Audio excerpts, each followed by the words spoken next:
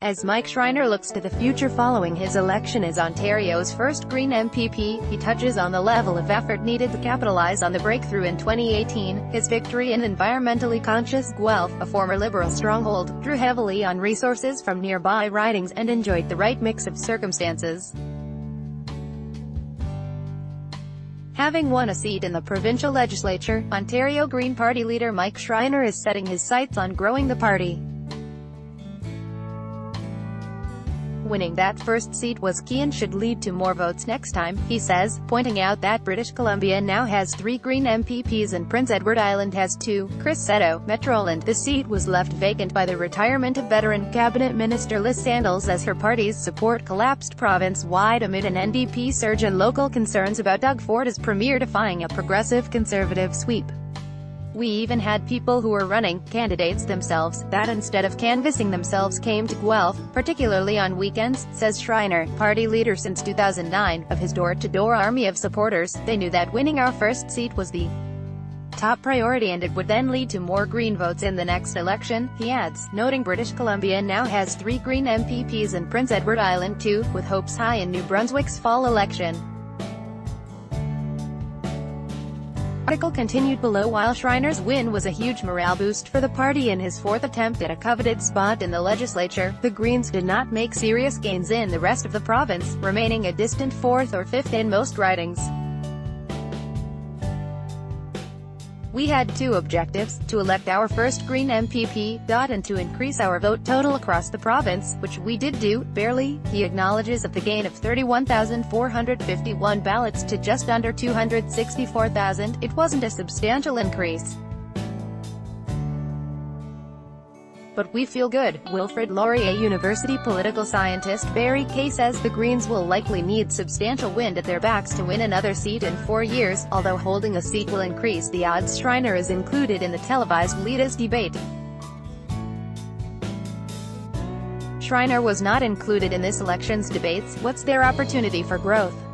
I don't want to say it's nil, but I think it's pretty close to nil. Clearly they concentrated their resources in Guelph and this was a throw the ints out kind of an election. Kay adds from his office on campus in Waterloo, I don't think one should think we are moving to a 4-party system in Ontario. Undeterred, Schreiner points to 2 ridings, traditionally safe Conservative seats, as his party's best bets for growth. Article continued below. The Parry Sound, Muskoka and Dufferin-Caledon, where the Green vote totaled 20% and 12.5% in the June 7 election. Standing in the way are popular incumbents Norm Miller, Parry Sound, Muskoka, now the parliamentary assistant to Ford in the Intergovernmental Affairs Ministry, and Sylvia Jones, Dufferin-Caledon, the new Minister of Tourism, Culture and Sport. If people tire of the current government, we might be in a position in the next election to break through, Schreiner says. Granted, Norm's been there a long time and is the son of a former premier. In the meantime, Schreiner plans to make his voice heard in the legislature by asking questions of the government every week or 2 in the daily question period and holding news conferences like one last week where he urged Ford to come out with a program to fight climate change before axing the current cap-and-trade system. Ford announced Tuesday that his newly elected Progressive Conservative government has revoked the regulation that adds 4.3 cents a litre to gas prices as part of Ontario's cap-and-trade alliance with Quebec and California.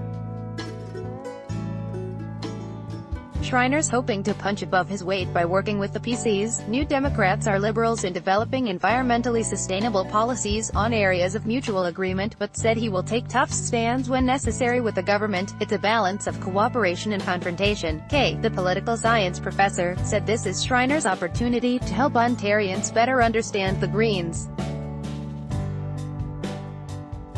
Even as somebody who studies this more than the average person, I'm not sure that I fully understand what the Green Party is all about beyond the environment, he adds, describing the party's election platform as all over the place. Pressed to paint a bigger picture of the Green vision for Ontario, Schreiner says it is fiscally responsible, but would put more resources into illness prevention, provide more mental health services and increase funding for education and social assistance. Asked what he would cut to pay for those initiatives, he responds with the defeated Liberal government's so-called Fair Hydro plan that borrows billions to reduce electricity rates now, a plan the PC government is keeping in place. Schreiner dubs it the unfair hydro plan because it artificially lowers electricity prices.